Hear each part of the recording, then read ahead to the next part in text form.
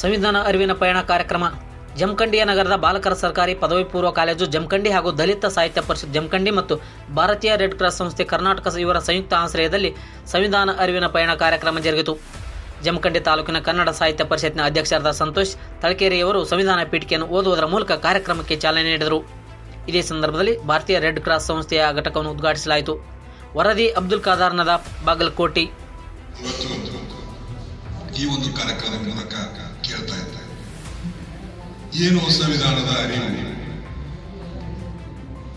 Madam ಅವರು ಹೇಳಿದರು, ಸಂವಿಧಾನದ ಪುಸ್ತಕವನ್ನು ಅಲ್ಲಿ ಅನಾವರಣ ಮಾಡಿದ್ದಾರೆ.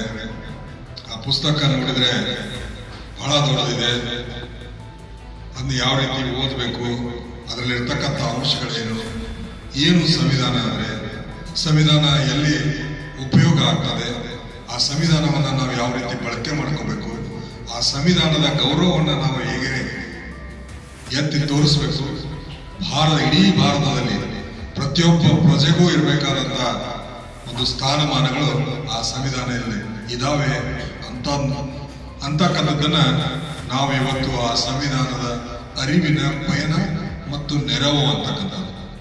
ನೆರವು ಕೂಡ ಹೌದು, ಅದರ ಅರಿವು ಮಾಡ್ಕೊಂಡೇವು ಅಂದ್ರೆ ನಮಗದು ನೆರವು ಆಗ್ತದೆ.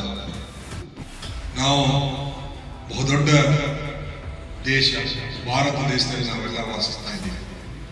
ಪ್ರಪಂಚದ 2ನೇ ಅತಿ ಹೆಚ್ಚು ಜನಸಂಖ್ಯೆಯನ್ನು ಹೊಂದಿರತಕ್ಕಂಥ ದೇಶ ನಮ್ಮ ಭಾರತ ದೇಶ. ಇಂತಹ ಒಂದು ಭಾರತ ದೇಶದ ಸಂವಿಧಾನವನ್ನ ಮೇಡಮ್ ಅವರು ಹೇಳಿದ್ರು, 2 ವರ್ಷ 11 ತಿಂಗಳು 18 ದಿವಸ ಸತತ ಪ್ರಯತ್ನ ಮಾಡೋದರ ಮೂಲಕ ಬಹಳಷ್ಟು ಸಂವಿಧಾನಗಳನ್ನು, ವಿವಿಧ ದೇಶಗಳ ಸಂವಿಧಾನವನ್ನು ಅಧ್ಯಯನ ಮಾಡಿ ಅಲ್ಲಿರ್ತಕ್ಕಂಥ ಅಂಶಗಳನ್ನು ನಮ್ಮ ಸಂವಿಧಾನದಲ್ಲಿ ಹಾಕಿಕೊಂಡು ಬಹಳಷ್ಟು ವಿದ್ವಾಂಸರ ಪ್ರಶ್ನೆಗಳಿಗೆ ಚರ್ಚೆಗಳ ಮುಖಾಂತರ ಉತ್ತರಗಳನ್ನು ನೀಡಿ ಆ ಸಂವಿಧಾನದಲ್ಲಿ ಅಳವಡಿಸುವುದರ ಮೂಲಕ ಇಡೀ ಪ್ರಪಂಚದಲ್ಲಿ ಲಿಖಿತ ರೂಪದ ಅತಿ ದೊಡ್ಡ ಸಂವಿಧಾನ ಯಾವುದಾದ್ರೂ ಇದ್ರೆ ಅದು ನಮ್ಮ ಭಾರತ ದೇಶದ ಸಂವಿಧಾನ ಅಂತಕ್ಕಂಥದನ್ನ ಬಹಳಷ್ಟು ಹೆಮ್ಮೆಯಿಂದ ನಾವೆಲ್ಲ ಹೇಳ್ಕೊತೀವಿ.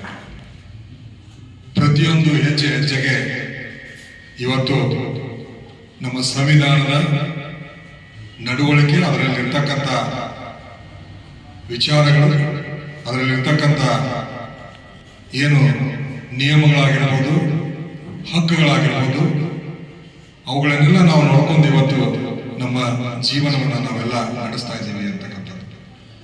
ಪ್ರಮುಖವಾಗಿ ಇವತ್ತು ಅಂಬೇಡ್ಕರ್ ಅವರೇ ಯಾಕೆ ಈ ಸಂವಿಧಾನವನ್ನ ರಚನೆ ಮಾಡ್ತಕ್ಕಂಥ ಸಂದರ್ಭ ಒದಗಿ ಬಂತು ಅಂತಕ್ಕಂಥದ್ದು ಬಹಳಷ್ಟು ನಾವು ವಿಚಾರಗಳನ್ನ ಮಾಡಬೇಕಾಗುತ್ತೆ. ಇಂತಹ ದೊಡ್ಡ ದೇಶದಲ್ಲಿ ಅಸ್ಪೃಶ್ಯ ಜನಾಂಗದಲ್ಲಿ ಹುಟ್ಟಿರ್ತಕ್ಕಂಥ ಒಬ್ಬ ದಲಿತ ಅಂಬೇಡ್ಕರ್ ಅವರು ಇಡೀ ಭಾರತ ದೇಶಕ್ಕೆ ಸಂವಿಧಾನವನ್ನ ಕೊಡ್ತಾರಂದ್ರೆ ಯಾಕೆ ಅವರೇ ಪ್ರಮುಖರಾದ್ರು, ಯಾಕೆ ಅವರೇ ಬರೆಯುವಂತ ಪರಿಸ್ಥಿತಿ ನಮ್ಮ ದೇಶದಲ್ಲಿ ಉದ್ಭವ ಆಯ್ತು ಅಂತಕ್ಕಂಥದ್ದನ್ನ ಬಹಳಷ್ಟು ಅಧ್ಯಯನ ಮಾಡಬೇಕು.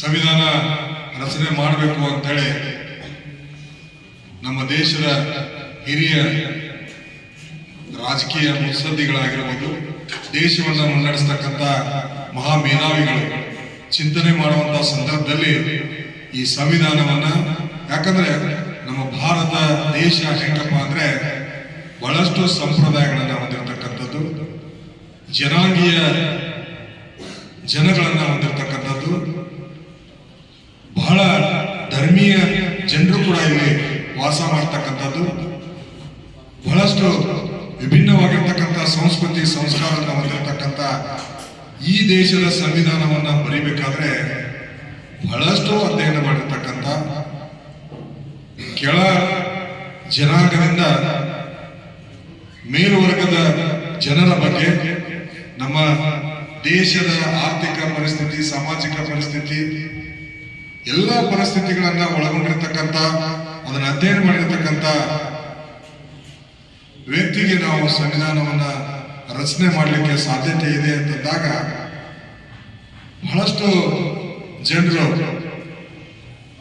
ಪ್ರಶ್ನೆಗಳನ್ನ ಕೇಳ್ತಾರೆ, ಹೇಳ್ತಾರೆ, ಆಯ್ಕೆ ಸಮಿತಿ ಆಗ್ತದೆ.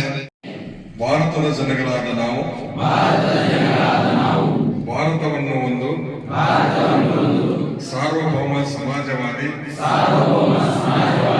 ಸರ್ವಧರ್ಮ ಸಮಭಾವದ ಪ್ರಜಾಸತ್ತಾತ್ಮಕ ಗಣರಾಜ್ಯವಾಗಿ ರಚಿಸಲು ಮತ್ತು ಅದರ ಸಮಸ್ತ ನಾಗರಿಕರಿಗೆ ಸಾಮಾಜಿಕ ಆರ್ಥಿಕ ಮತ್ತು ರಾಜಕೀಯ ನ್ಯಾಯ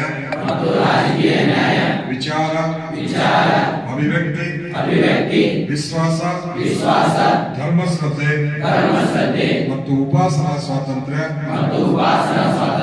ಸ್ಥಾನಮಾನ ಹಾಗೂ ಅವಕಾಶ ಸಮಾನತೆ ದೊರೆಯುವಂತೆ ಮಾಡಲು ಮತ್ತು ವ್ಯಕ್ತಿ ಗೌರವವನ್ನು ರಾಷ್ಟ್ರದ ಏಕತೆಯನ್ನು ಹಾಗೂ ಅಖಂಡತೆಯನ್ನು ಸುನಿಶ್ಚಿತಗೊಳಿಸಿ ಅವರಲ್ಲಿ ಮಾತೃಭಾವನೆಯನ್ನು ವೃದ್ಧಿಗೊಳಿಸಲು ಶ್ರದ್ಧಾಪೂರ್ವಕ ಸಂಕಲ್ಪ ಮಾಡಿದವರ ನವೆಂಬರ್ ತಿಂಗಳ 26ನೇ ತಾರೀಕಾದ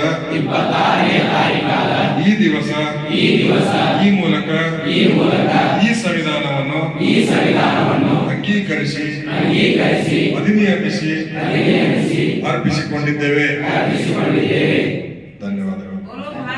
ಸಂವಿಧಾನದ ಪ್ರಸ್ತಾವನೆಯನ್ನು ಓದತಕ್ಕಂಥದ್ದು ಬಹಳ ಹೆಮ್ಮೆಯಿಂದ ಪ್ರಪಂಚದ ಅತಿ ದೊಡ್ಡ ನಮ್ಮ ಭಾರತದ ಲಿಖಿತ ಸಂವಿಧಾನದ ಒಂದು ಪ್ರಸ್ತಾವನೆಯನ್ನು ನಾವು ಒದ್ದೆ ಮಾಡ್ತೀವಿ.